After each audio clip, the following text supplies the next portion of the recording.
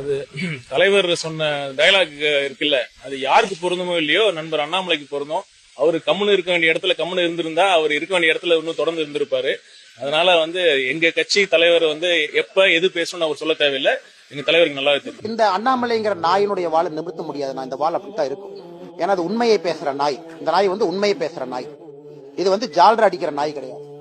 இன்னைக்கு ஒரு கட்சியில சேர்ந்ததுக்காக ஒரு சினிமா நடிகருக்கு ஜால்ரா அடிக்கிற நாய் இல்லை. இந்த நாயோடைய வால் கொஞ்சம் வளைஞ்சுதான் இருக்கும். இந்த நாய் அப்படித்தான் பேசும். அதை இந்த நாய் ரொம்ப பெருமையா பேசும். அதுக்காக என்ன வந்தாலும் இந்த நாய் அதை ஏத்துக்கொள்ளும். அப்படித்தான். ஏன்னா இது நன்றியுள்ள விசுவாசமான நாய் மோடிக்காக, நாட்டு மக்களுக்காக. அதனால மத்த சினிமா நடிகர்களுக்காக ஜால்ரா அடிக்கிறதுக்காக நான் அரசு பதவியை ரிசைன் பண்ணிட்டு இங்க வரல. நான் ஒரு உன்னதமான ஒரு கோட்பாட்டுக்காக வந்திருக்கேன். இப்படித்தான் அந்த வால் கொஞ்சம் நெளிஞ்சு விளைஞ்சுதான் இருக்கும்.